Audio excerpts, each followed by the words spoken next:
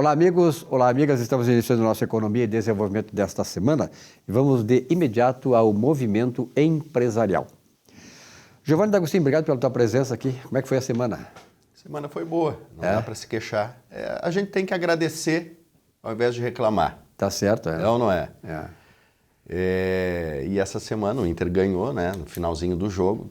Então, no finalzinho, depois do terminado do jogo? Boa, dá para se dizer, sob o ponto de vista futebolístico também.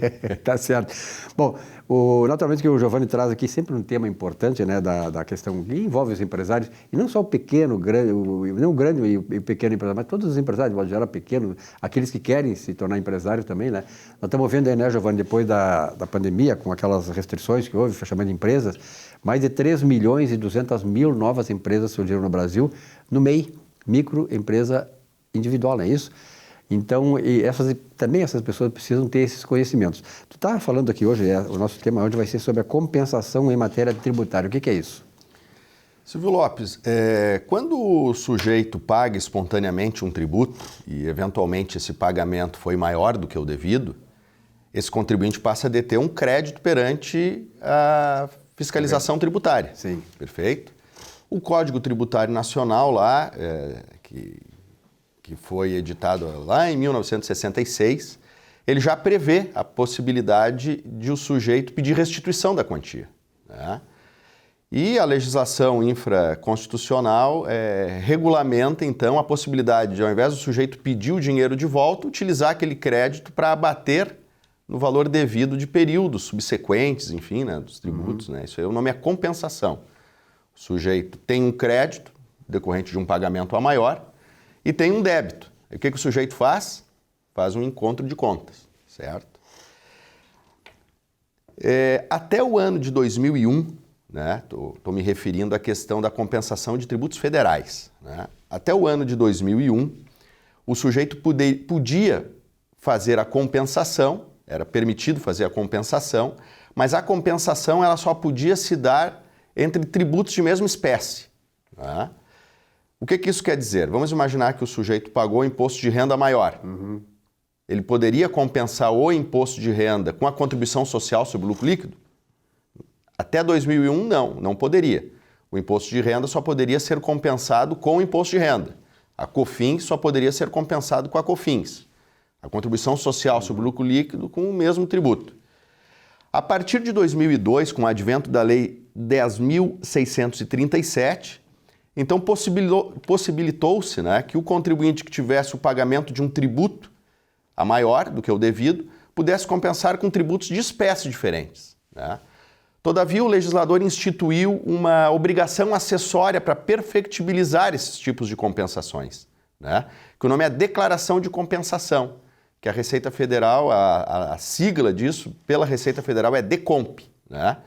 Então, claro que o tributo que ele é pago, ele tem destinações constitucionais diferentes. Então, o imposto de renda ele é um imposto, a arrecadação vai para o Orçamento Geral da União e a Constituição Federal prevê que parte da destinação da arrecadação do imposto de renda é distribuído lá entre os demais entes da Federação sob determinado percentual, não é? Diferentemente, por exemplo, da COFINS, né? A COFINS também é um tributo federal, mas é um tributo vinculado. Tributo vinculado à Seguridade Social. Então, o sujeito arrecada a COFINS, o recurso da COFINS ele é integralmente destinado à Seguridade Social. E ele não é, no caso, repartido com os outros entes da federação, né? Ele não vai para o Orçamento Geral da União a arrecadação da COFINS. Então, de forma a fazer compensações internas, o governo fazer compensações internas também, os acertos internos, se o sujeito paga mais o imposto de renda, ele compensa com a COFINS, ele teria que entregar mesmo, assim como ele tem que entregar essa declaração de compensação, para que internamente o governo faça esses sistemas de compensações internos para a organização nessa questão aí no tocante à parte da distribuição dessa arrecadação, não é? E da destinação dessa arrecadação. O problema, Silvio Lopes, é que no ano de 2015, acho que foi na época ainda que a presidente era Dilma Rousseff, foi editada uma lei que o número é 13.097, de 2015, lá no artigo 8º, previu o seguinte: o sujeito tem um crédito, tem um crédito que ele julga ser legítimo. Ele faz a compensação e entrega a declaração de compensação, né? Lembrando que a declaração de compensação ela serve como confissão de dívida, né? Então, se a declaração de compensação não for homologada pela Fazenda, o valor dessa compensação não homologada ela é passível de cobrança, não é? Então, o sujeito faz o pedido da compensação através da transmissão dessa declaração e vamos imaginar que a declaração não seja homologada pela Receita Federal. O que essa lei passou a prever? Que além de ser cobrado pelo tributo, que foi informado na declaração de compensação, há ainda uma multa isolada de 50%. Né?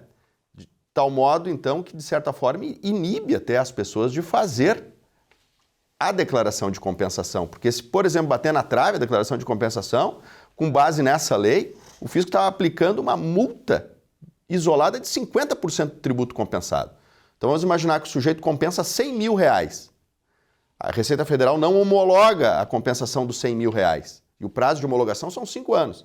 Então, além do sujeito ter que pagar os R$100 mil que foi informado nessa decomp, ainda teria que pagar mais 50 mil reais. Então há um exagero nisso aí, não é?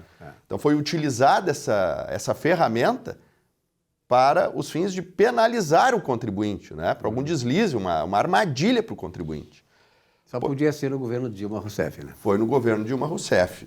E então essa situação acabou indo para os tribunais e agora em março, dia 17 de março, o Supremo Tribunal Federal se debruçou sobre essa matéria e através da ação direta de inconstitucionalidade número 4.905, o STF declarou inconstitucional essa lei, porque fere o direito de petição, não é?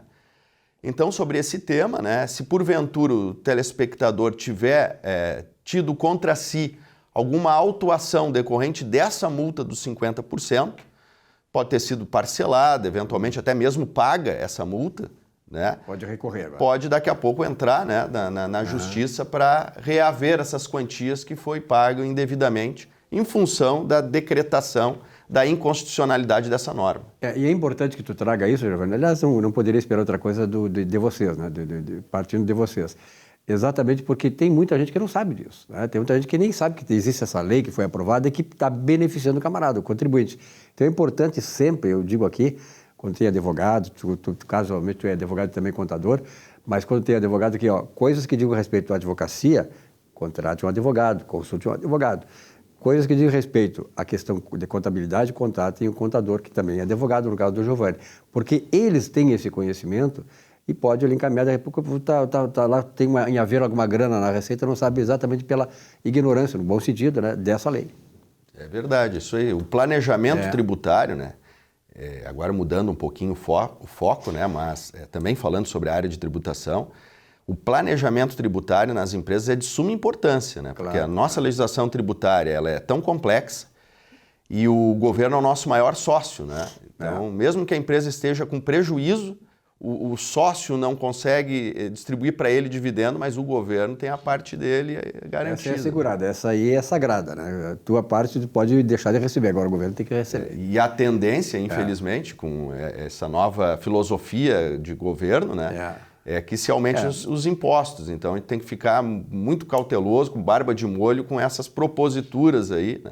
Muitas vezes vem com algum tipo de oferta de que vai fazer justiça fiscal, mas na grande verdade é para aumentar a tributação, que já está muito alta. São armadilhas que a gente sabe muito bem que eles são muito ágeis e hábeis em fazer, né? Em construir.